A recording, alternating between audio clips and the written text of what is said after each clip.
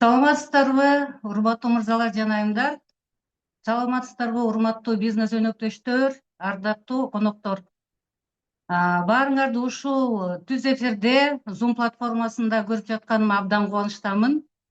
Баарыңарга ден соолук, бакубат жашоо жана биздин бизнесте албан ийгиликтерди каалап кетет элем. Бүгүн 1 апрель, билесиңер, 1 апрель деген бул бизде жанакы позитив, жакшы маанай, күлкү менен ассоциацияланат. Ошо баарыңарга ушул жаңы мотивационный программа чыгып келди, аябай жеңилдеткен. Ошо позитивдүү башталып, позитивдүү жыйынтык алалы баарыбыздын чегибиз көбөйсүн. Ошо баарыбыз ушу мотивационный программада жеңүүчү бололу. Анан өзүм тааныштырып кетсем, мен Малбашева Нургүл, Тиньши корпорациясынын Күмүш Арстан ардактуу наамынын ээсимин. Бүгүн бизде абдан маанилүү, абдан керектүү жолугушуу. Ошон үчүн жанагы дептерлериңерди, ручкаларыңарды жаныңарга коюп, даярдап алгыла. Инсайттарды жазасыңар. Биз айтабыз го, жетон түшүп калышы мүмкүн. Ошон үчүн жазып, инсайттарды жазып алга, биздин бизнеске аябай чоң жардам тиет. Азыр эми мен спикерди тааныштырып кетсем, бул адамды мен аябай сыйлайм, урматтайм. Бүгүнкү күндө бул топ лидер нашей компании. Мындайча айтсак, биз лицо Тиньши Кыргызстане да, эл аралык деңгээлде башка бизнес өнөктөштөр Кыргызстан дегенде ушул адамды элестетишет. Ушул мындай по-человеческим качествам караганда бул абдан мындай өзү жөнөкөй болгону менен, жумшак болгону менен, ичинде мындай стальной стержень бар да, прям аябай күчтүү инсан. И мындай человек с очень правильными человеческими ценностями да. Ошон үчүн биздин аябай мудрый наставник, ушул жерде отургандын 90% насачысы деп мен айтып кете алам. Ошо обладатель всех ценных подарков от компании Тиньши, почетный член правления Кызжан Орозбаева.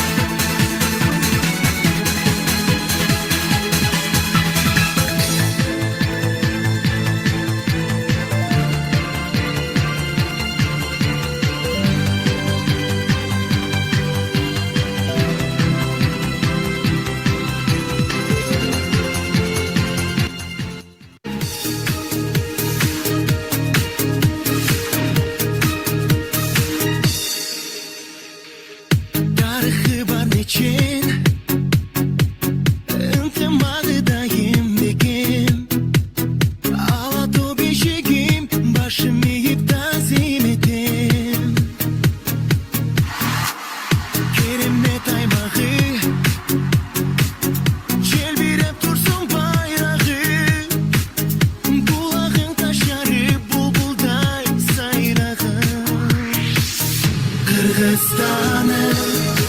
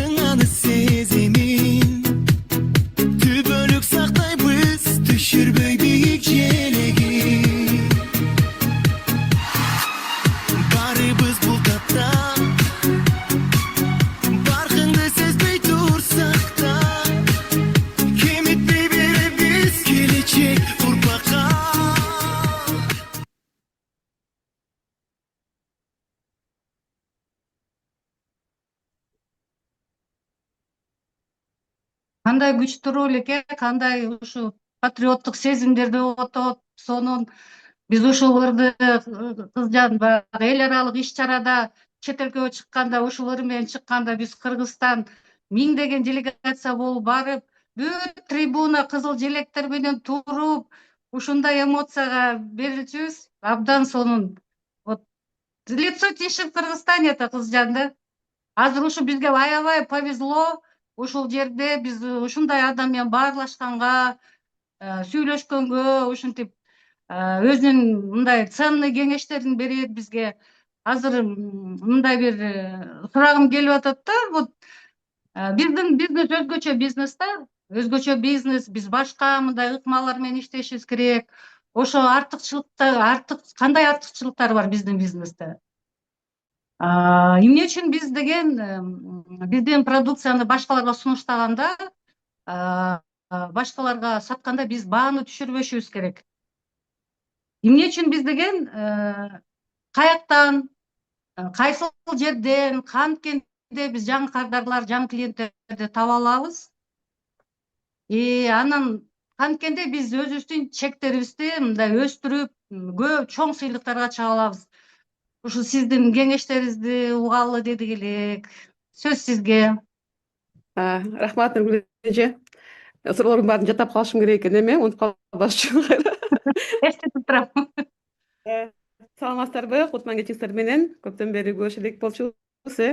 Азыр карап атам, аябай сонун бүт эмеден, региондордон, баардык офистерден адамдар кошулуптур. Аябай кубанычтамыз силерди көргөнүмө. Анан мен баягы теманы орусча жаздырып койдум да, промоушн жазыпчы, анан ойлоп атам да. Даярданатчы, ойлоп атсам, эми могу жерде отургандар мисалы бир да орус жок окшойт арабыздачы. Анан орусча сүйлөгөндөр дагы баягы арабызда эми азыр мен ушундай болуп калдым да, же орус эмес, же кыргыз эмес, чала болуп мындай. Же кыргызча бир майын чыгарып, сону кылып сүйлөнсөм, сөз байлыгым жетпей калат, же орусча сүйлөнсөм, баары эле айылдыкмын, айылдан келгенчи. Анан кийин ошон үчүн уруксат берсеңиздер, аралашып кете берсин, кандай баягы ойго келсе, анткени китептерди деле орусча окуп атабыз, видеолорду да азыр көп нерсени орусчада сүйлөшүп жүргөн үчүн эки тил аралашып калыптыр да. Анан кийин ошо эмеге жараша кандай ой келсе, ошого жараша сүйлөөгө уруксат сурайм, заранее кечирим сурайм да сиздерденчи. Анан дагы теманы дагы эме деп, как дорого продавать деп теманы коюп алыпчы. Анан мен даярданып атам да, ар кандай эмелерди көрүпчү. Анан мага бир аз жетти да. Дорого продавать деген кымбат сатыш керек деген. Ал деген мисалы бриллиант сатсаң, же $100,000 жанагы сааттарды сатсаң, же кымбат машиналарды сатсаң да, ошондой премиальный секторго тиешелүү болуп кетет экен да. Анан ойлоп атам да, эмне биздин продукция на самом деле андай кымбат эмес да, чтобы дорого продавать депчи. Мисалы кайра өзүм ойлонуп атам да. Ал методика совсем башка экен да. Вот чындап эле $10,000, там $50,000, $100,000 товар болсо, ошол техниканы үйрөнсөк болот эле да. Чындап айтканда биздин продукция анча вообще андай кымбат эмес да. Биздин продукция деген доступный болуп атпайбы, мындай базовый потребность деп коет го, өзгө күнүмкү керектүү азыктар керек болуп калды да ушучу. Тем более анын үстүндө компания ушундай сонун акцияларды, сонун промоушндарды кылып атат. Аны эсептеп келсек, мисалы ошол эле жанагы здоровый малыш деген наборлордо, жанагы чистый кишечник деген наборлордо почти 50%ке чейин бизге кайра эметип үстүнө промоушн кылып коюшуп берип атпайбы? Ошону эсептеп көрүп, анан каяктагы дорогой продукт депчи ойлоп атам да өзүмчү. Зачем нам такую технику изучать деп. Ошон үчүн эми ойлорум өзгөрүп келип атып, анан ушундай ойлоп атам, сиздер менен жөн эле баягы бөлүшөйүн депчи. Кантип иштегенбиз, кантип иштейбиз, жана кайсы жакка кантип иштеш керек, ошол жөнүндө ой бөлүшүп кетким келип атат. Анан эме да, ошондой техникаларды мен өзүм ошо техникаларды колдонуп, мисалы мондай сүйлөсөң, анан монтип айтканда мынтип айт деген сыяктуу техникалар бар го, жоксо монтип караш керек, анан мондай отуруш керек дегенчи. Анан ошонун баары эле мага эмнегедир башынан эле мага ошол анын нерсенин баары керек, ал на автомате болуп турган нерселер да. Бирок эң биринчи фактор негизи адамга ошо информацияны жеткирип, адамды ойлондуруп, ошо адам сенин командаңа кошулуп, же болбосо продукцияны ичкенге даяр болгонго эң биринчи фактор бул сенин өзүңдүн ишенимиң да. Сен ичиңде кандай ойлор болсо, ошол ойлорду адамдар орусча айтканда считывать деп коет го, ошо адамдар ойлорду ошо автоматик өтөт да. Биз ойлойбуз го мисалы сөз деле өтөт депчи, мисалы эмне сөз айтсаң ошол адамга жетет депчи. Чын айтканда азыркы күндө жана квантовая физика деп аябай сонун окуулар болуп атпайбы? Сөз сүйлөй элекке чейин адамга сенин оюң өтөт экен да. Ошого ишенесиздерби, э? Сен сөз сүйлөй электе эле, может сен сүйлөп атасың, бирок сөзүң башка, оюң башка да. Ишенимиң башка, сөзүң башка да. Бирок ошол нерсени адам сезип коет экен. Ошол негизинде айткым келет да. Анда эмненин үстүнөн иштешибиз керек? Биринчи өзүбүздүн ишенимибиздин үстүндө иштешибиз керек да. Аябай коо сүйлөп, суп-сулуу болуп, ушунчалык техникалардын баарын колдонуп отсаң деле, эгерде ичибизден өзүбүз ишенбесек, анда мындай эч качан адамдар жазып же продуктаны сата албайт экенбиз да. Ошон үчүн биринчи ишенимге карап, анан ошо ишеним боюнча мынакей эме Тяньшинин келгенине мына быйыл 23 официально иштегенине 23 жыл болду да. Мына Тяньшинин азыр быйыл Кудай буйрса январдан баштап биз жаңы этапта, жаңы күч менен баштап атабыз да. Ушунча жылдан бери баш аягы бир 10 жыл болуп калыптыр. Жанагынтип скидка болуп, демпинг проблемасында жүрүп, анан баягы Тяньшинин ушунчалык процессу күчтүү болгон үчүн, процесс аябай азыркы элге керек болгон үчүн биз аябай жакшы деңгээлде кармалып турдук. Бирок азыр ушул этапта, ушул мезгилде биз баягы Тяньшин укмуш баягы гүлдөткөн дүйнө жүзүндө номер биринчи болгон абалга кайра келишибиз керек. Биздин азыркы максатыбыз Тяньшиндин кайра эмесин көтөрүү да, масштабын көтөрүү. Мына уже Кыргызстандын баарын кыдырып, январь айында кыдырып келдик. Бүт региондорго барып, Кудай буйрса. Азыр бүт региондордо офисте активдүү мындай жанданып, иштер жанданып, баардыгы сүйүнүп, Тяньшин сонун болуп кайра бизге келип атат, биз жөнүндө баягы биз унутуп койгон, чын унутуп койгон адамдарыбыз бар да, көптөн бери көрүшпөй, сурашпай, ошол адамдар баары сүйүнүп, кайра мындай жаңы күч менен Тяньшиге кошулуп атат да. Анан ошон үчүн эмне айткым келет? Азыр заман башка болуп атат. Бирок ушул сетевой маркетингдин бир өзгөчөлүгү мындай экен да. Мисалы ар кандай жанагынтип сатуунун түрлөрү, техникалары жөнүндө мисалы үйрөнөйүн десек деле, Тяньшинин биз сетевой бизнестин айырмачылыгы бул адамдан адамга өтө турган, адамдан адамга маалымат берилип атпайбы, бизнеске чакырып, команда куруш үчүн. Ошон үчүн бул жерден эң биринчи эле фактор, ийгиликтин фактору бул өзүбүздүн үстүнөн иштөө да. Өзүбүз ушунчалык ишеним менен, ушунчалык күчтүү сезим менен, ушунчалык сүйүү менен бул бизнести баштабасак, анда андан ары уланбай калат да. Ошон үчүн башка мисалы бизнесте магазин ачып коюп, мисалы, жоксо Инстаграмдан страничка ачып коюп эле, анан кийин онлайн дагы күчөтүш керек болот. Анан то есть адам менен мындай жакындашпай эле, түзмө түз иштебей эле платформа аркылуу же болбосо магазин аркылуу сатылуу болуп атса, а бизде деген өзүбүз аркылуу биздин тааныштарга, анын тааныштарынан анын тааныштарына принцип сети да, тармак түзүү болуп атпайбы? Ошон үчүн биз эң негизгиси эле өзүбүздү өөрчүтүү, өзүбүздү жаңылануу, өзүбүздү күчтөндүрүүнүн үстүндө көбүрөөк иштешибиз керек экен да. Кайра айланып келе белечи. Анан ошон үчүн айткым келет, эмнеден башташ керек биринчи? Биринчи өзүбүздүн максатыбыздан, мына эми келгиле жаңыдан максат коелу. Кандай максат? Ага эмне үчүн Тяньшин керек экенин кайра жакшылап ойлонуп, жакшылап отуруп алып, мындай ойлонуш үчүн дагы шарт түзүш керек экен да.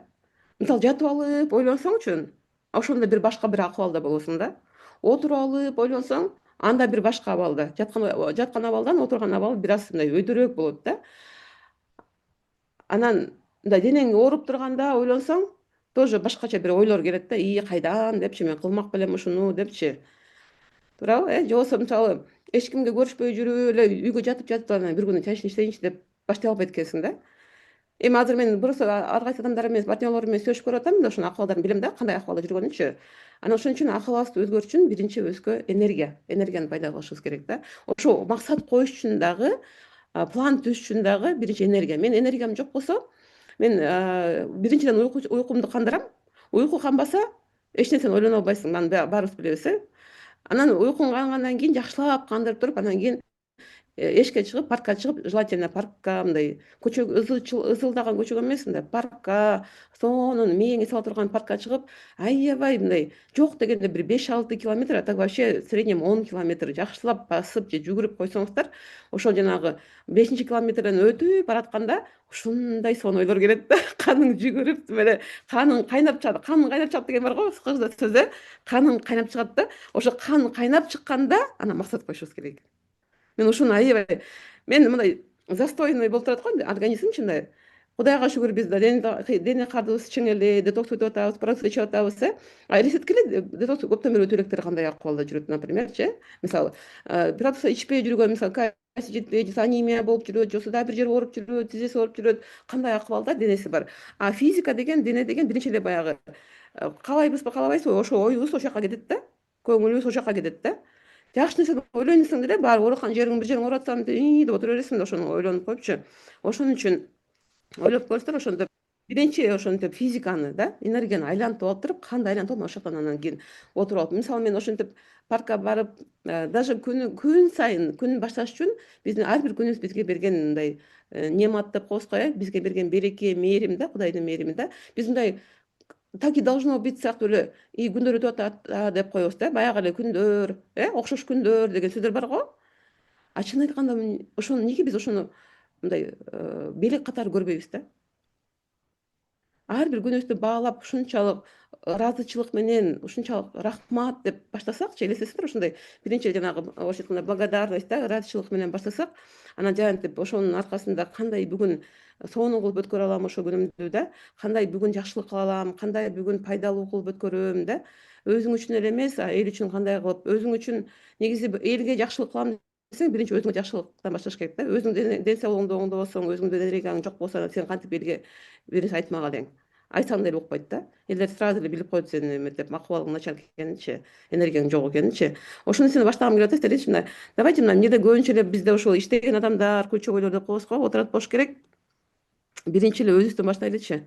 Мына жаз келди, орозо бүттү, орозодо баарыңыздар эле кармадыңар болуш керек, көпчүлүгү кармайбыз Кыргызстанда.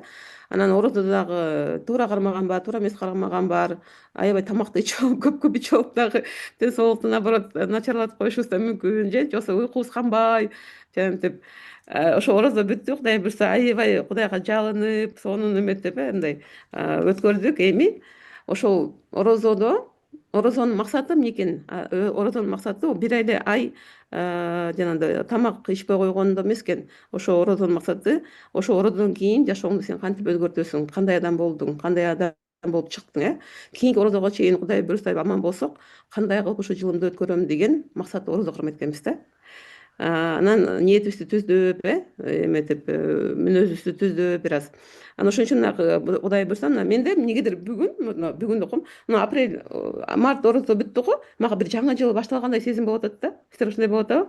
Жаңы жыл эми башталгандай болот да, январда эмес мына эми. Январда эле башкача башталган, бирок мына орозодон орозого чейинки мага жаңы жыл да, чынынчы.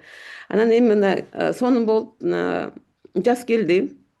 Аябай сонун эме реформалар, стратегияны өзгөртүп атабыз.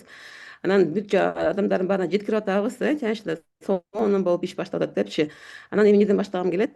Давайте өзүбүздөн баштайлы, өзүбүздүн максатыбыздан. Анан кийин эмени айткым келип атат да. Жанагы баалар боюнча, жанагы баа жөнүндө сурадыңыз, бааларды кантип Ооба. түшүрбөөгө аракет кыл деп. Ооба. Демпингдин проблемасын чечип атпайлыбы, бирок мен байкап атам, бир аз калдыктары дагы калып атат да. Ошол жөнүндө сөз кылгым келип атат. Негизи бааны түшүргөндөчү, жанагы эмне максат менен бааны түшүрүп, эптеп баягы объем жасап алсам, мотивационный программа башталат, автобонус башталат да, башталды уже. Анан кандай кылып ошону жасасам деп баягы ар кайсы ойлорду ойлоп, айласын издейбиз да. Анан ошондо мындай эмне кылып жиберсем деп ойлогондочу, мисалы бааны түшүргөн максатта адамга айтып атканда, эгерде айткан бааңды бир аз эле ичиңен мындай ушул баа кымбат болуп калган жокпу, бир аз арзаныраак айтып коеюнбу, жоксо эптеп за счет промоушена бир нерсе кылып койсомбу деп эле ой кетсе сиздергечи, анда ошол адамдар, клиенттер, биздин келечектеги клиенттер, аны деген ошол замат эле сезет экен да. Как только мы занижаем цену, да, они уже начинают думать, а как можно еще дальше снижать цену депчи. Это прям автоматически, оказывается, передает вот это да, энергетика. Кантип дагы жүрдүм. Бир аз эле жүрүп койсоңуз, уже адамда ой пайда болот экен да. Дагы кантип жүрсөм депчи. Значит, болот турбайбы ушу бааны дагы жүрсөм, түшүргөнгө, дальнейший түшүргөнгө депчи. Ошентип баягы мээси аябай ушул тарапты издеп баштайт экен да, иштеп баштайт. Эми ошого биз өзүбүз баягы эме шарт түзүп берип атпайлыбы, өзүбүздүн ичибиздеги жанагы бөдөнмүк ойлор кымбат болуп калган жокпу депчи. Анткени азыр сиздер баарыңыздар эле ошо жаңы баага көнүп атасыздар кайра. Баягы келип эле өзүнүн жанагы минус скидкасы менен алып кетип калчу да. Эми келип айырмасы баягы кошулгандыктан 3000, 4000 мисалы келип баратсалар, 2000 канча дегенде эле өзүңөр коркуп, может быть, айта албай, ушундай болот да болгон жокпу? Же барыңар эле укмуш тиги өз баасына сатып молодец болуп атасыңарбы? Товар оборот боюнча көрүнөт эле да, силер ошо кыйын болуп сатып баштасаңарчы. Мен ошону сезип атам да. Я вас считываю деп койбоймунбу?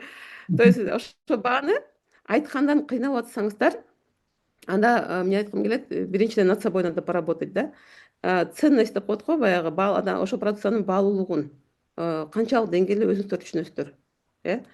Вообще баанын продукциянын баасы баалуулугуна жараша болот да. Любой эле нерсенин, товардын баалуулугуна жараша болот. Ошол баалуулукту өзүңөр жакшы сезсеңиздер, анда баасын айтуу эч бир мындай кыйынчылыгы турбайт да. Даже 10 000 болсо дагы эч ойлонбой туруп, даже ал жөнүндө ойлонбойсуңар дагы. Эгерде өзүңөр ошо баалуулукту сезсеңер. Канчалык деңгээлде сиздердин ошол ченчиге келгенде, чечим кабыл алганда, ченчиге иштейм деп жүрөсүңүздөр да баарыңыздар эле, канчалык деңгээлде өзүңөр ишенесиңер, канчалык деңгээлде өзүңөр баалайсыңар, канчалык деңгээлде өзүңөр ошону сезесиңер да, ошо биздин продукциянын элге керектүү экенинечи. Ушундай сонун касиеттери бар экенине кайдан өзүңөр ишенесиңерби? Ошол суроону берип көрөлү өзүңүздөргөчү. Эптеп эле сатыш керек эмес да бизгечи. Биздин бунун аркасынан дагы элге пайда алып келиш керек да. Бунун элге пайдалуу болуш керек, себепкер болуш керек да. Биз ошо себепкер болгон үчүн чачышта жүрөбүз да. Канча деген адамдар мисалы профилактика кылып, ошонун аркасынан аябай жаш, тың, тирек, тың болуп жүрөт да, ден соолугу, мындай орусча айтканда бодрый болупчу. Канча адамдар мисалы көптөгөн жакшы ар кандай диагноздордон жакшы эме эле жыйынтык алып атат. Ошону эгерде өзүңүздөр сезсеңиздер, анда чын айтканда мисалы жанагы кантип бааны түшүрбөш керек дегенде эң биринчи эле ошол экен да.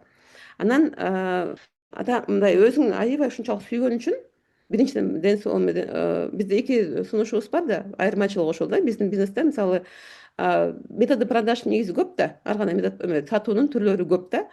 Бирок биздин сатуу өзгөчөлүгү эмнеде? Өзгөчөлүгү биз өзүбүз барып адамдарга маалымат берип атабыз да. Адамдан адамгачы баягы геометрическая прогрессия деп коет, 2 жерде 2,4, 4,16 деп ушинтип кете берет дагы.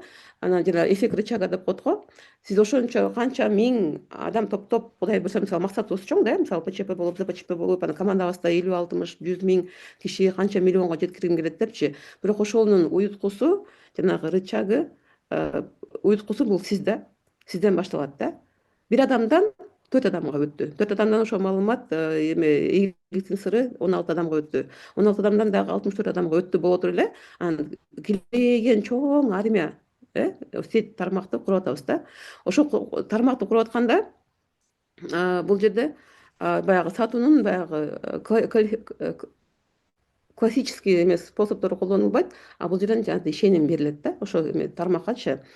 Анан ошон үчүн мен айткым келет эме депчи, биз азыр ошо өзүбүздүн ишенимибизди, өзүбүздүн максатыбызды жандандырып, адамдарга барып ушунчалык чоң ишенич менен айтып башташыбыз керек да. Анан мен көп нерсени байкайм да, мисалы баягы ушунчалык сонун кылып, ушунчалык сүйүү менен айтканда адамдар баасын сурабайт да. Баасын канча аларга баары бир вообще. Баасы канча экенин чындап айтканда.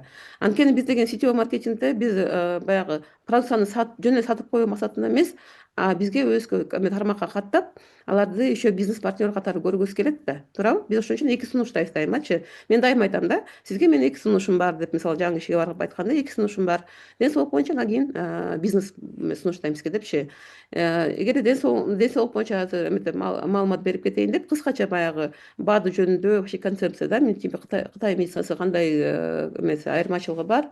Ушу кыскача эле айтып коем дагы, анан кийин эми эгерде ошол сизге деп бизге катталып, бизге партнер болуп, жосо потребитель болуп катталсаңыз, анда сизге дагы эмелер өзгөчөлүктөр бар. Анткени сизге дайыма дисконт болот да. Көп эмелер улам неметиңиз, скидкаңыз өзүңүзгө алган процент баасы арзандап көтөрүлө берет деп баягы маркетинг планды көргөзөм да. Анан ошон үчүн баягы биринчи укканда эми мисалы мен өзүм биринчи укканда экөөнү тең тандагам да. Бизнести тандагам, көбүрөөк бизнес ден соолукту тандагам, бизнести тандагам да. Бизнеске сразу ишенгем да. А кээ бир адамдар мисалы пока керектөөчү болом деп ойлойт да. Анан керектөөчүдөн анан кийин акырындап может бир күнү эмеге өтүшү мүмкүн, дистрибьютор же партнер кылуукачы. Бирок ошол эмеге адамга айтып атканда, мисалы мен негедир байкадым да, канчалык адам ийгиликтүү болгон сайын, канчалык эметип мындай көп нерсеге жетишкен сайын ошончолук адам менен сүйлөшүш аябай жеңил да мен үчүнчү. Мисалы эч нерсе кылбай эле отурган адамга, мисалы биз жакшылык кылгыбыз келет эми, ушуга барып айтсам, байкуш кыйналып жүрөт, иштеп келет болуш керек деп бир адамдарга барабыз да. Анан барсаң көп каршылыктарды, жана орусча айтканда возражение деп коебуз го, аябай көп каршылык айтат да. Аны мынтип калсачы, антип калсачы, эмнеге кымбат, мына деп көп нерсени айтканда чарчап кетесиң да. Баягы ийгиликтүү адамга эми ийгиликтүү болгондо ар кандай деңгээлде ийгилик бар, мисалы миллионерлер бар, өзүнүн баягы вообще средний класс деген бар да, же болбосо өзүнүн турмушунда бир жакшы нерселерди жараткан адамдар бар. Ошол адамдарга барсаң мындай жакшы кабыл алат да, жеңил кабыл алат, без возражений. Мындай көп суроо бербейт да, кыскасы. Суроо бербейт деле почти. Эң эле суроо бергени эме деп, макул жазып берчи, канча сом болот дейт да. И даже канча сом болот деп, мисалы канча которуп коюшуң керек, мындай жеңил айтат да, жеңил кабыл алат да. Ошон үчүн мен башында баягы айтабыз го, биз список знакомств түзүп, анан ошол адамдарды чакырып башташ керек депчи. Ошо негизи айтабыз го, не выбирай, эме депчи. Мамилеңер жакшы болбосо деле чакыра бергиле деп айтабыз го. Айтчу элек го, эми да билесиңерби? Иши мындай, кандай десем, баардыгына мүмкүнчүлүк бергиле депчи. Анан чын айтам, мен мисалы адамдарды тандайм да. Мен баардыгына эле айтып бербейм чынын. Анткени бул менин командам да. Мен алар менен иштешим керек да. Алар менен постоянно уже мына Кудай буйрса 20 канча жылдан бери иштеп жүрөм силер менен да. Дальше иштешим керек да алар мененчи. Анан мен мисалы мага жакын адамга канча энергия кетет да. Канча деген күч кетет алар менен. Кечке эле билбейм, ошо бара баягы жашап өткөн сайын энергияны аябай мындай эметип калат экенсиң да, энергияны коргоп калат экенсиң өзүңдүнчү. Жөн эле короткоң келбей калат экен да. Анткени жашоонун маңызын түшүнүп, жашоону баалап баштаган үчүн вот жөн эле энергияны короткоң келбейт. Азыр убакыт аябай кымбат, кымбат убакыт деле, мисалы атайын бирөөгө барыш үчүн деле пробка менен барганча деле барып келгенче бир 2-3 саат кетет да.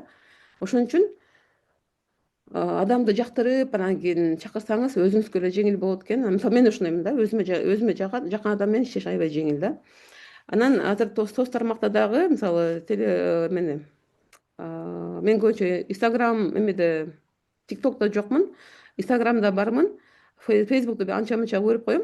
Анан мен үчүн мисалы жанагы личный бренд деп аябай жаңы жакшы мүчөлөр болуп атпайбы, анага мындай ачылып чыга албай атам, кыйналып элечи, баягы өзүмдү кайра көргөзсөм эле энергиям төнүп калгандай болуп эле өзүмдү жаман сезип элечи. Андан кийин бирок мага соцсети, Instagram'ды жаккан жери эмнеде? Мен зато башкаларды таап алам да. Мени көрбөй эле көрсүн, эми көргөнү жакшы го, анан бирок мен анчалык деле знаменитая эмесмин да Instagram'дачы. Бирок мага жакын адамдарды табыш оңой экен да, жакшы экен да. Анткени алар баягы жашоосунун баарын жазышып, ойлору менен бөлүшүп, өзүнүн эмелерин жашат да. Эмне ой жүгүртүсүн да, взгляд деп коебу, көз карашын да. Анан ошону окуп атып эле анан кийин адамдар мисалы сразу билесиң да, сага жагат же жакпайт да. Ошол контентти сен көрөсүң же көрбөйсүң да. Ошо көрүп атып эле анан кийин эметип баштайм да. Мисалы мен отуруп алып эме кылып, жана жаккан эмелерине сөзсүз лайк коем да. Бул энергообмен деп коет. Мисалы сага бир пайдалуу болду, жакшы нерсе менен бөлүштү. Мен сөзсүз ага лайк коем, комментарий жазам да. Анан мисалы жакын адамдарга мындай бат комментарий жазып, бат лайк койгон үчүн анан мени байкап башташат да. Кайра обратно сөзсүз лайк коюшат, же болбосо рахмат дешет да. Ошентип анан кийин ошондо баягы негизи биз баягы адамдарды сезебиз го. Анан бир убакыт жеткенде ойлойм да, бул мени таанып калды, уже экөөбүз таанышып калдык депчи, баягы лайк аркылуу, комментарий аркылуу уже жакындап калдык деп, анан кийин бир күнү жазам да. Сиз менен жолугат элем, сизге бир сунушум бар эле депчи. Анан ошол адамдар негизи ошо менин жазган адамдар бат эле жооп беришет да. Мисалы эмнеге жолугасың, зачем, анан жазып кой дешпейт да негизичи. Негизи баягы адам алар өздөрү баягы страницага чыккан үчүн, элге чыккан үчүн мындай жеңил адамдар окшойт да. Мындай кечке сурашып да жатышпайт да, эмнеге келесиң депчи. Анан ошол адамдар менен жолукканда баягы сен ага чейин бүт адамдардын эмесин билип калгансың да, ошолордун эмесинчи. Алар жөнүндө жакшы билесиң да, ал адамды изучила да, орусча айткандачы. Анан барганда таанышсак, эски тааныштар эле сонун сүйлөшүп, анан кийин подписка кылып кылыш оңой да. Анан мен эмнени сезсем ошол эметип негизи баягы өзүнө өзү тың, бул жашоодо конкретно баягы көз карашы келишкен адамдар менен сүйлөшкөндө негизи мындай да, вообще эле адамга барганда биринчи эле өзүң сомнение деп коет го, мындай арсар ойдо барбаш керек да, без сомнений барыш керек да. Мындай керекпи кереги жокпу десең, анда сенин сомненияң сразу эле считывается да. Анан бааны айтканда, койм, сүйлөшүп атканда дайыма адамдын көзүн карап сүйлөшүш керек да. Мен мисалы көзүн карабасам мен сүйлөшө албайм да. Монтип кээ адамдар мындай көзүн ала кача берет го, мынтип, мынтип сүйлөшүп атсаң эле көзүн ала кача берет да. Анан ментип, тауып мени карасаңыз деп көзүн карап алып сүйлөшөм да. Көзүн ала качтыңбы, болду ада. Эгерде сен мисалы бир аябай күчтүү адамга барсаң, инсанга, анан мынтип сүйлөшүп атканда сен анын көзүн карабай, мынтип ар кайсы жакка карап мындай эметсең, болду, эме да. Орусча айтканда ты уже проиграл да. Уже көзүң ала качты дегенде сен менен адам сүйлөшкүсү келбей калат уже. Мындай жана эмелер байкайсыздар го, жанагы жанагы бокстан же болбосо эме ММАден монтип мушташкан чыкканда биринчи монтип көздөрү менен карап турушат го, байкайсыздарбы? Ошо көрдүңөр беле? Мен Ооба. ММА көрчүмүн да, жакшы көрчүм да. Мушташканчы. Анан кийин монтип көздөрүн эметип кандай, как это называется по-русски, көздөрү менен мындай карашат да бири биринчи. Анан ошодон эле күчүн мындай сезип койгон сыяктуу, же болбосо бири бирин мындай коркутуп койгон сыяктуу бир моменттер болот да. Көзүн ала качып же мынтип кетсең, ошо мындай духу түшүп калабы ушундай да. Ошо биздин встречаларыбыздагы адамдар менен жолугушуштагы бул ошо эме да, поединок да. Кыска ментальный поединок да. Ошо менен мындай сүйлөшүп атканда көзүң ала качтыңбы, же мындай бир кызыктай болуп өзүңдү мындай неуверен сезиктиңби, болду, сен уже ал адам уже мындай эмеси өчүп калат да. Сага болгон каалоосу, желаниясы ушуну уксамбы деген уже болду. Ты уже проиграл, можно уже идти да. Уже башында эле уже айтпай эле кете берсең болот да. Ошон үчүн көзгө тике карап, мындай ушунчалык мындай жылуу сезим менен, ушунчалык жакшылык алып, подарок алып келдим мен сага деп, ушундай мүмкүнчүлүк алып келдим деп сүйлөшүш керек да.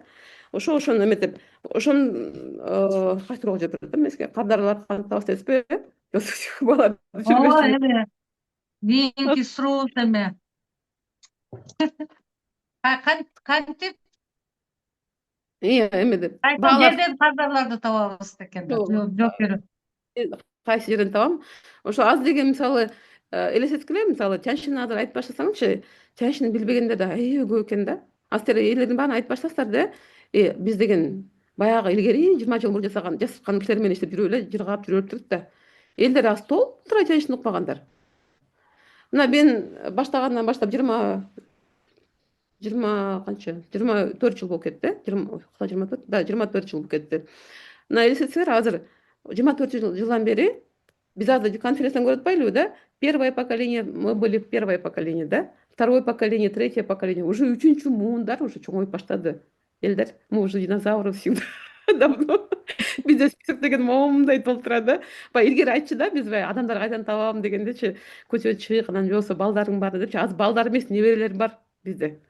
Биздин баягы Жаншеге 30-сында, 40 жашында киргендердин уже неберелери чоңоюп, уже 15-16 чыгып, 18-ге чыгып, уже чоң жигит кыз болуп калдым да. Элестеткиле, биздин өзүбүздүн эле тегерегибизде баягы тааныштарыбызда эме список даже эметип түгөнмөк тургай кая көбөйүп, ушунчалык эметип бизге даяр болуп турат да азырчы. Ошон үчүн мындай азыр биз бир күндө калтырбай күн сайын встреча кылып иштесек сонун болот да. Бир күн калтырбай киши деген толтура. Соцсетке эми биз онлайн менен оффлайнды айкаштырып иштешибиз керек да. Онлайнда дагы жакшы жумуштар болуп атат. Анан оффлайн деле аябай бизде толтура да. Оффлайнга жетишсек дагы жакшы да. Анан кийин энергиям жок, каяктан киши табам, кимге барам деген бул эски ойлор. Бул баягы ойлор. 10 жыл мурунку, 20 жыл мурунку, көптөн бери жумуш кыла элек деген кездеги ойлор да. эгер мисалы азыркы чын андай реальностьте караганда вообще жумуш көп да. Эгер ошол адамдардын баарын эме азыр списокко түзүп кайра баягыдай кылып эле кимге кандай ыңгайлуу, мисалы компьютерге жазасызбы же телефон конечно эмеде болбойт да, компьютерге болобу же болбосо приложениеге болобу же болбосо негизи эле эң жакшы эле мен үчүн эме метод бул баягы эле старый список знакомых да.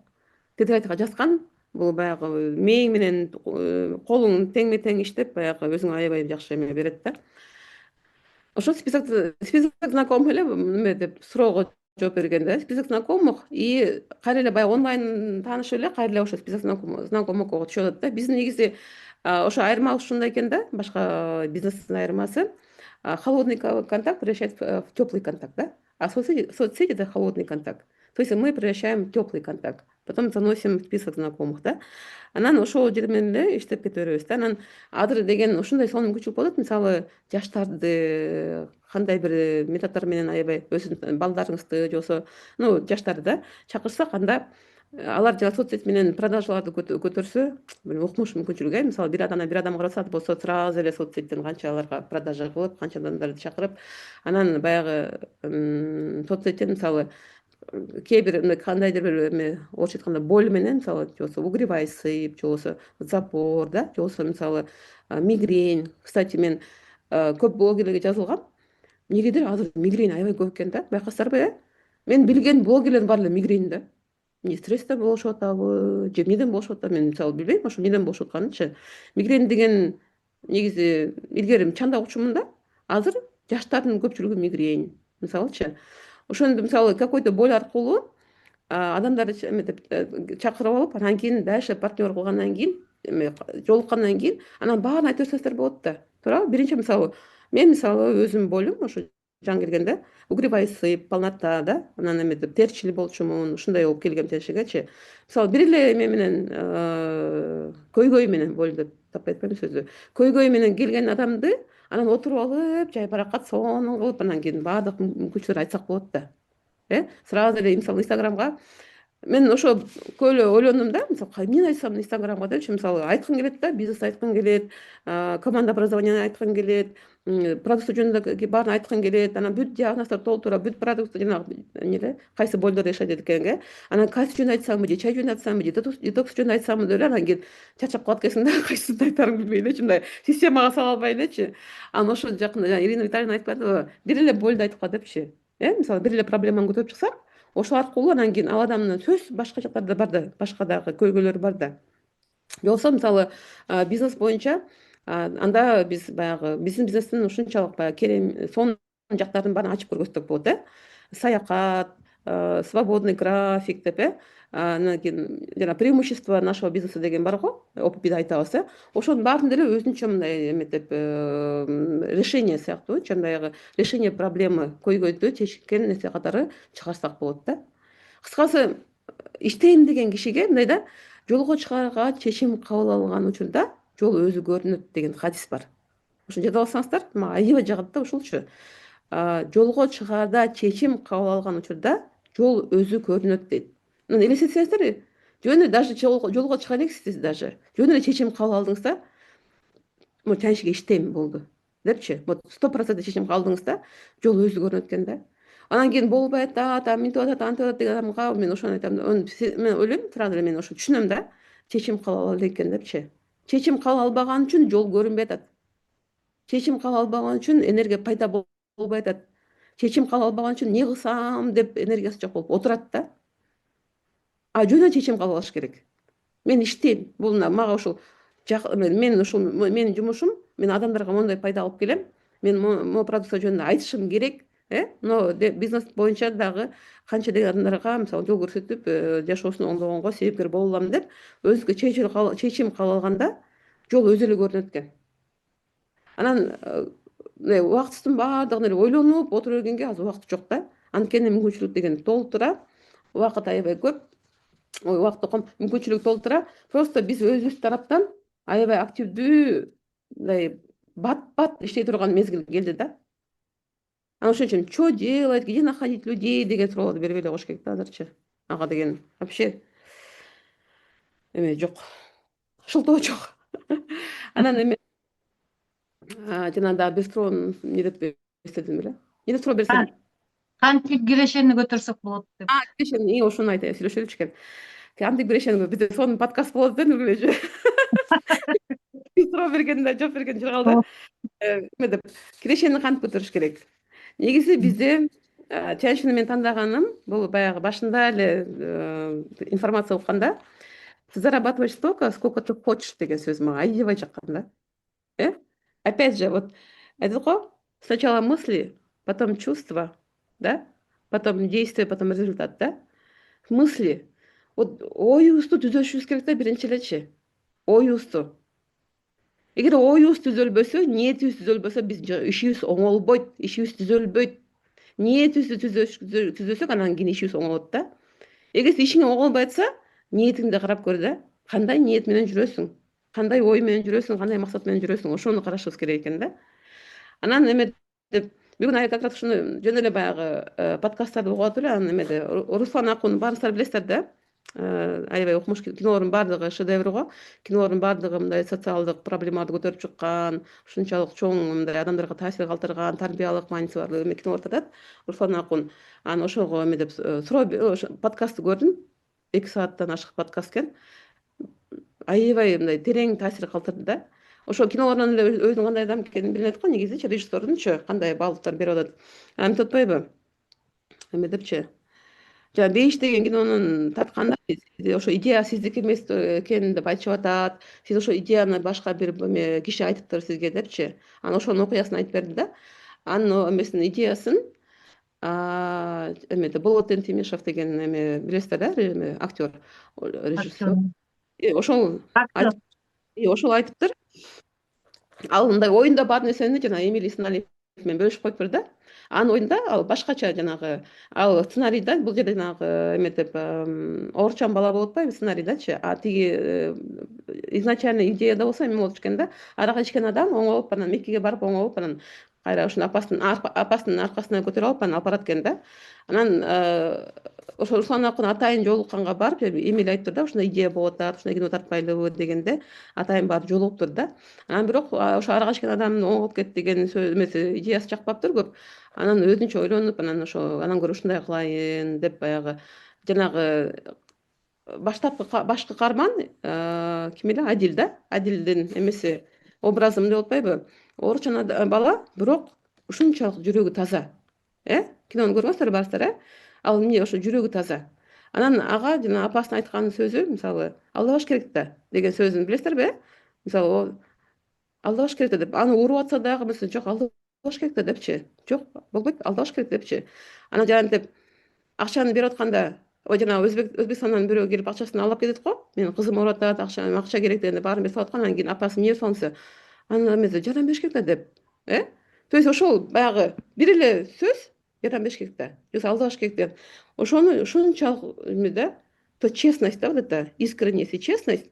Ал эчтекени карабайт, ошону эле баягы кыйналып атабы, ал өзүнө керек болуп атабы, мисалы, жосо ар кайсы жагдайга чыгып атат, бирок жүрөгүндөгү жанагы эмеси таза да, жүрөгү таза да.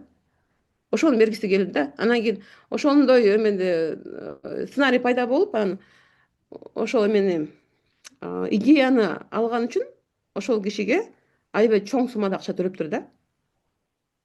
Руслан Акунчу. Ал мынтип атпайбы? Ошо бир фраза үчүн дейт, Бейиш эненин таманын астында деген фраза үчүн, а сценарий вообще өзгөртү да, полностьючу. Только идею взял. Ошого чоң акча төлөдүм дейт. Ошол адамды ыраазы кылдым дейт да. Ошол менен эмне айткым келет? Даже бир фраза үчүн көп акча төлөптүр да. Бул эмне айткым келет силерге? Мисалы, бизде ар кандай ситуация болот да. Мисалы, бирөө информация берет, башка бирөө акырын келип, анан кийин сен дая турбайсың деп жазып кетет да тяншигечи. Башка бирөө информация берип ишендирген көрүп атса делечи. Же болбосо мисалы, мен тигиден угуп келдим эле, андабай эчтеке болбойт, мага эле контракт түзө бериңиз депчи. Командасына жазып атпайбы? Же болбосо мен сизге мисалы бир аз мындай арзан кылып берем деп, эптеп мындай вовлекать этип командасына жазып атат да. То есть какая-то маленькая ложь кажется не ложь, да? То есть аларгачы, мисалы, мен алдаган жокмун деп ойлойт да, ничего страшного депчи. Бирок ошонун аркасындагы иши кандай болот? То есть сиз айтпайсыз, кирешени кантип көтөрүш керек депчи. Кирешени көтөрүүнүн биринчи эле себеби ошо айтам, береке болуш керек депчи. Береке деген сөзгө аябай маанисине терең түшүнүп ойлонушубуз керек экен да. Береке деген ошо бизге көрүнбөгөн, бизге мындай неважно сезилген нерседен береке келет экен да. Кичине эле акчага алдап койду, скидка менен берип койду. Же болбосо эчтеке болбойт деп астына жазап алды. Ой, сенин контрагың күйүп кеткен болуш керек давно эле деп туруп мындай аныктабай туруп эле, ошо мурунку спонсорунан барып сурабай эле, сенин контрагың точно бар беле, жок беле деп. Мисалы, азыр бар да, мисалы азыр көп тиянчтүү көп жылдан бери баягы адашып таппай жүргөндөр бар, номери өчүп калгандар бар. Анан ошо номер өчүп калса дагы сенин наставнигиң ким эле? Жүр барып ошо менен сүйлөшөлү. Ошонун астынан бир өтүп коелу, точно тактап коелу. Жумушту баштагандан кийин мындай таза кылып, берекелүү баштайлы деген ой менен келип, астынан өтүп кетсе болот да. Азыр мисалы көптөн бери күйгөн контракттар болсо, ура! Астыма жазып коеюн баарын депчи. Ошондой болсо анан кайдан жумушубуз эме болот, ийгиликтүү болот, берекелүү болот. Ошол кино мага кино окуп жана подкастты угуп атып ушундай таасир калтырды да, ошо Руслан Акун өтө чынчыл, честный, ушунчалык жүрөгү таза адам экен да. Ошол фразаны алыш үчүн аябай чоң акча бериптир да. Ал фразаны ал сценарий алган жок вообще. Негизи сценарий бар, бирок сценарийин өзгөрттү өзүнчө. Эми бир фраза үчүн акчадан коңузчу монча акча деле болот сизге деп деле мисалычы. $1000 бердим дейт предоплата кылып, бирок ал баягы менин акчанын эң эле аз суммасы болуш депчи. Предоплата кылып $1000 берип кетиптир, анан негизи чоң акчага сатып алыптыр да ошо идеянычы. Ой, название фильма. Элестеткиле. Анан эме деп кинолордун баарын талкуулашып атат да, кайсы кинода кандай кылып жанагы кыздарда бар го, канча акча таптың эле ошо кинодон, канча пайда көрдүң деп жана жанагы эме деп эме дейт да, ошол баарын айтып атып, анан кийин ошол жерден дагы аябай көп ошол биздин жанагы бизнеске окшоштуруп койдум да. Канчалык мындай чын жүрөгү менен кылган нерсесинен аябай кирешилер көп болуптур. Анан бир кинолордун болсо кайра минуска кетиптир. Анан ошо бир минуска кеткен киносун айтат да. Ошо бирөөсү айтып коеюн дейт, ошо кинонун, ошо минуска кеткен кинону тартканда дейт, ошо кредит акчага тарткан дейт да. Элестетиңиз. Мен ошо кино тартканда, кредитке тарткан акчасы, киносу минуска кетиптир да. Жана бейишти мисалы бул менин баш таза болсун депчи, жанагынтип атын эле канча акчага сатып алган акча, бейиш деген канча миллион алып келди. Бүт дүйнө жүзү боюнча көрсөттү го. Америкадан бери, Америка бүт каяка чейин барды, дүйнө жүзүнүн баары көрдү го, канча тилге которулду да. Укмуш болуп атпайбы мисалычы азыр. Жана нелегал деген киносу дагы уже жанагы Аргентинага апарып $700,000 кетиптир уже тартканыначы. Ал кайсы бир эле жагы окшойт да. Элестеткиле. То есть мына ушундай денем дүркүрөйт да, ушундай историяларды уккандачы. Бул ошон үчүн биздин особенно бизнесте ушу духовный жагына, могу адал эмес деген жагына аябай көңүл бурушубуз керек да. Аябай. Кичинекей жакшылыгың деле сага чоң жакшылык болуп келет адамдарга кылганчы. Же болбосо кичинекей эле бир алдаган деле жокмун болуш керек деп мындай өзүң. Негизи биздин өзүбүздүн баягы совесть деп коет го, кыргызча кандай болуп калат совесть? Совесть да, кыскасы. Бул бизге эме да, өзүбүз мындай, биздин совесть бизге айтып турат дайыма. Анткени эгер мындай глубоко сезип турсак, мындай биздин жүрөгүбүз дайыма айтат да, бул сезесиң го анан мындай ситуациянычы. Алдап атасыңбы же алдаган жоксуңбу? Өзүң сезесиң го, туура эмес кылып атасыңбы же туура кылып атканыңды сезесиң негизичи. Анан ошо жүрөгүбүздү угуп иш кылышыбыз керек да биздин жумушта. Ушунчалык жүрөгүбүз менен иш кылышыбыз керек. Кичине эле мындай сомнение болсо, же алдап аткан бир сезим болсо, анда лучше не надо да. Ошо оңдоп туруп, анан кийин ниетин түзөп туруп, анан кайра кылыш керек да. Ошол береке кирешенин көтөрүүнүн себеби, факторлору ошо биринчи ойлойм, бул чынчылдык да, честность. Во всем честность. Анан желание мындай да, мындай честность, анан эмеге башка адамдарга кошо турган салымды мындай өзүңдүн көйгөйүңөн да өйдө коюш керек экен да. Ошондо гана мындай чоң команда кура алат окшойсуң да. Мисалы, жакында бир сонун сөз уктум, фраза. Эми бирок мындай бир аз некультурный да. Эме деп мындай да, моё хреново не выше, чем ваша польза деген. Не выше, чем польза другому человеку деген. Ну, хреново деген кантип отурулат? Мен акыбалым, жаман акыбалым жаман акыбал. бере турган пайдадан да жогору эмес дегенчи. Ошону угуп атканда мага аябай жутум түштү да. Анткени ар кандай ситуация болот жашообузда, ар кандай жагдайлар болот, үй бүлөдө ар кандай болот, ар кандай жоготуулар болуп атат, же болбосо бир жакындарыңыздар ооруп атат, же болбосо ошондой сөз бир проблема, баары адамда проблема бар да. Анан мне плохо, мне хреново деп отура берсек, это называется, оказывается, эгоизм. А, Раз уж мы выбрали этот бизнес, мы не имеем права так долго находиться в этом, да, в этом состоянии хреново дегенчи. Анан ошону укканда менде жетон түштү, анан өзүмдү кой деп тургуздум да.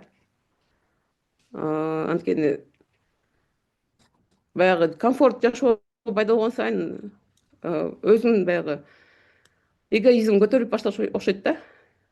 Ой, зачем депчи, отура бербейинби? Мне же хреново деп коюп отуруп эткенбиз. Жок, эми мисалы тамашага чалып айтып атам, бирок чын эле жакында эле байкем өтүп кетпеди, 2 ай мурунчу. А сейчас буду плакать, эмес. Ладно, не хотела об этом. Щас.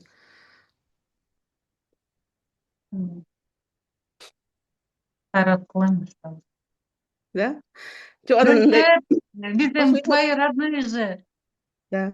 Мы же твои родные. Бөлүшүп, жеңилдеп каласың.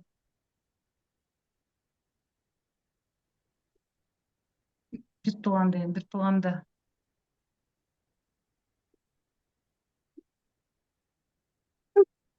Негизи ошо кыйын адамдар ошондой экен да.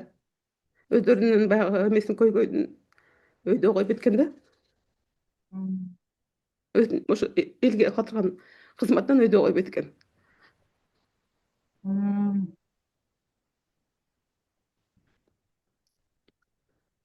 Анан бир бирок эме болуп калат экенсиң да. Мындай жашоого трезво карап калат экенсиң да.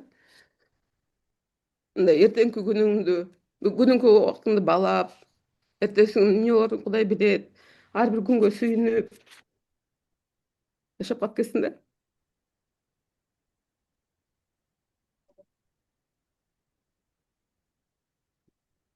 Ошон үчүн эмне айткым келип атат? Өткөндү эстеп, убактысыз коротуп, кейип, же болбосо келечектен коркуп жүрө береткенбиз да, андан көрө бүгүнкү күндү баалап, бүгүнкү өмүрүбүздү баалап, бүгүнкү мүмкүнчүлүктөрдү баалап эле сонун иштешибиз керек экен. Ошол нерсеге келдим менчи. Моё хреново не выше, чем ваша польза. Вот это я хочу вам сказать. Ой, рахмат кызжан. Э, Кайрат кыл. Жок, кайрат кыласың анан. Эми Кудайга шүгүр биз эмебиз да. Кудайга шүгүр, мен түшүнөм, что эта жизнь временна. Мы все временны. Мы все когда-то умрем, да? Да. И когда ты понимаешь, ты хочешь еще больше делать, еще лучше Добро. работать. Да, потому что ценишь каждый миг, каждый день. Өзүңдү ойлоп, эгоист болуп калат экенсиң. Билбейм, мен эгоист эмес болчумун, бирок еще хочется это больше делать, да. Ошол. Мен просто ойлоп атам да, баарысынын эле бир эмебиз бар да. Чоңбу кичинекейби бир көйгөй бар да. Анан ошону эле кармап эле мен кыйналып атам. Мне плохо деп жүрө берсек, да, жүрө берет экенбиз. А вот выдающаяся личность, оказывается, они вот так думают, что люди ждут, что у них миссия, да, вот что они должны подняться и делать. Этим они отличаются, оказывается, от обычных людей. Так что, так что ошол всем хрен, Рахмат. но надо двигаться дегендейчи. Аябай сонун көп Да, раздумьяга түшүп калдык аябай. ошо раздумьяга түшпөңүздөр. Сонун жашоо деген керек. Ошо тирүүлүктү сыйлашыбыз керек экен, тирүүлүктү баалап, ар бир убактыбызды баалап, бири бирибизге жакшылык кылайлы деп, албастап, адамдарга жакшылык кылып калайын деп. Биздин бизнес ошол экен да, так жакшылык кылган эле бизнес экен да. Канча көп адамдарга жакшылык кылам деп жашап кыла бере турган жумуш экен. мындай өлүп талып далбастап анан кийин тытынып, имеется в виду мындай переживать этип калып эле болбогон нерсегечи, ну и что, мы же, честно говоря, мы вообще по сравнению с традиционными бизнесменами, вообще мы этот лентяи, да? Мы вообще в таком зоне комфорте, такой комфортный бизнес у нас, да, мы ничем не рискуем. Негизи эле акча ошо адамга бирикесин тобокелге салып, аябай мындай рисковать этип эметкенде келет экен да. А мисалы биздин бизнесте эч кандай риск жок да. Билесиңиздер, эмне риск бар бизде? Товарыңар жатып калбайт, акчаңар салып акча деп жатпайт. Анан товарыңар тиги границадан өтпөй калбайт, же болбосо завод силерди алдап койбойт, заказ берген нерсени жибербейчи. Же болбосо мисалы, билбейм, сертификаттан өтпөй калбайт, ушунун баардыгын компания кылып, даяр кылып, оозго салып берип атса дагы ошону жөн эле элге айтып, жыргап айтып кылбай эле анан придумаем себе какие-то проблемы, да? Ыйлап кайра силер урушпашы. Ошондо мындай эч кандай мындай бир көйгөй жок да биздин эмедечи, проблема жок биздин биздечи. Биз өзүбүз эле да кантип айтам, каяка барам, мынтип койсом эмне болот, анан укпай койсом эмне болот, анан албай койсом эмне болот. Это все эго. Элдер, это наше эго. Эго. Укпай коет, тоготпой коет, мынтпай коет деген.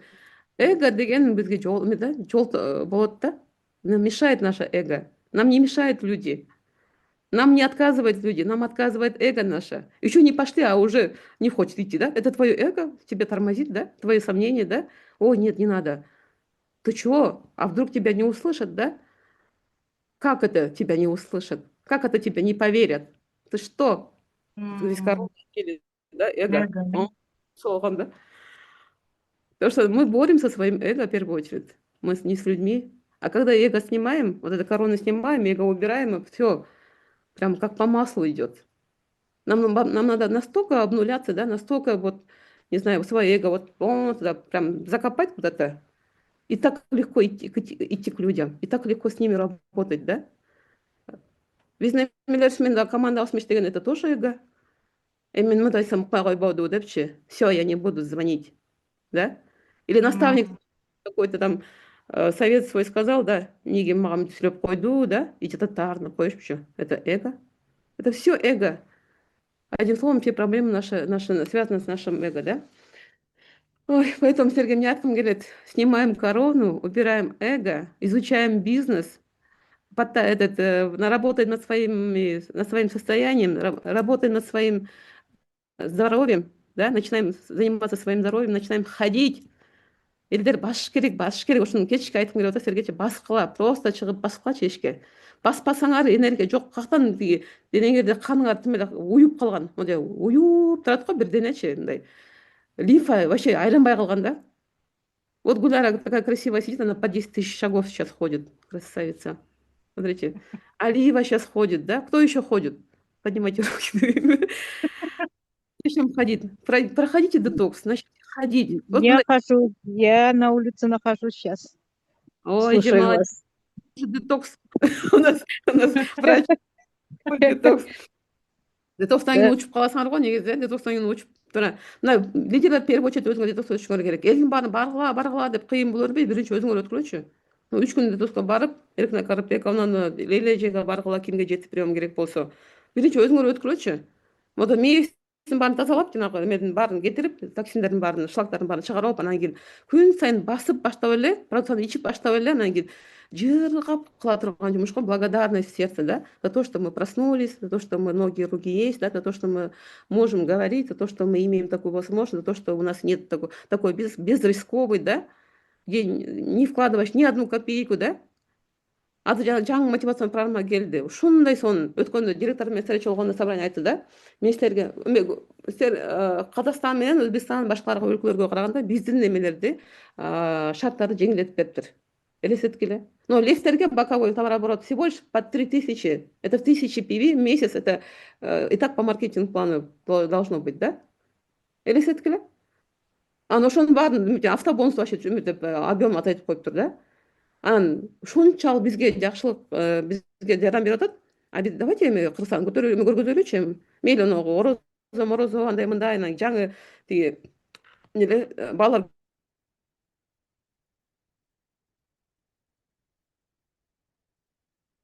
Кызжан катып калдыбы же мен катып атамбы? Меникиби? Кызжан катты. Кызжан Зависла. катып калды.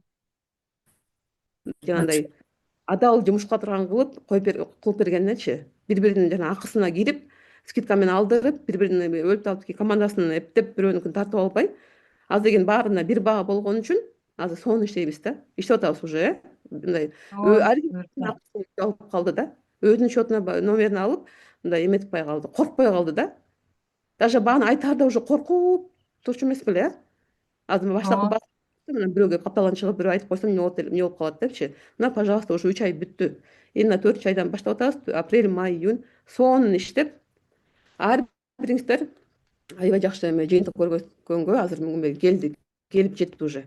Анан чаттардын баарында азыр көрүп атасыздар, бүт жака жебелеп атат. Ош, Жалал Абад, Каракол, Балыкчы, Чайек, Актала, Казарман, Ак Ала Бука бүт жакта азыр сонун эмелер босоп өткөрүп атат. Лидерлер бүт Кыргызстандын бүт түрү кыдырып адамдарга маалымат жеткирип атат да. Сиздер да кошулуңуздар.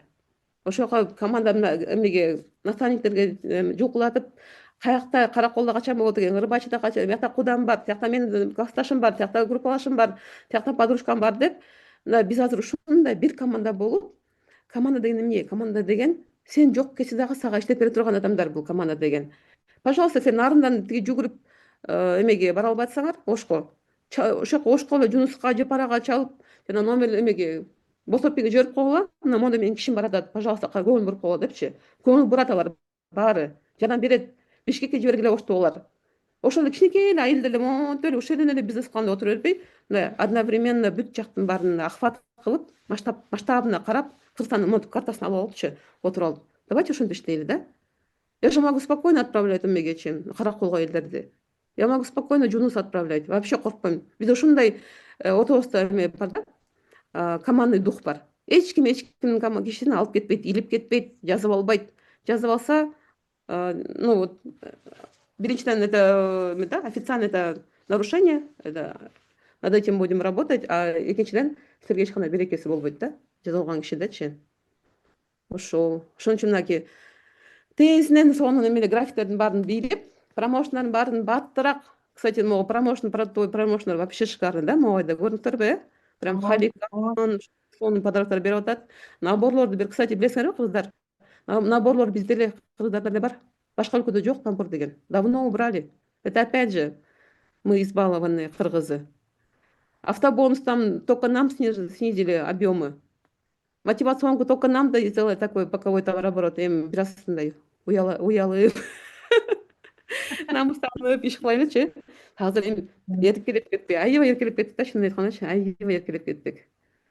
Кудайга шүгүр деп баштайлы жумушту. Ошондой сонун эме деп апрель бүгүн канчасы? Бири да. Ай сонун башталды. Эмне айткым келет? 26, 27, 28 күтүп отура бербейчи. Давайте мындай кылып иштейбиз, мынакей бир жуманын ичинде этап кылып, бир жума бүгүн эртеңки күнү пландаштырып күн сайын мындай ошо айдын дагы отчетту, биз буга чейин иштей бере жүрдүк да. Мисалы 3000 пи деген бул деген болбогон жумушта. Мисалы подтверждение 8 дегенчи. Биринчи эле жумада кылып салгачы ошону, жок мейли 15 эмеге чейин эле, апрелге чейин кылып салайлы, анан кийин 15 апрелден кийин уже жыргап эме деп коет го жанагындай удивить себя, да. Давайте вот айды жарым айды бир ай деп эсептесек, опять же все в голове, да. Башыбызда кандай эме салсак, ошондой опять мысли, потом чувства, потом действия, потом результат, да. Давайте подумаем, что мы это сделаем за неделю даже, за полгода, за полмесяца. А полмесяца пусть остается на то, что на творчество, дейм уже, жыргап дагы эмне кылсам болот депчи. Ошон үчүн ошону айткым келет силерге. Негизи көбүңүздөрдү көрүп атам. Көрүшкөнүмө аябай кубанычтамын.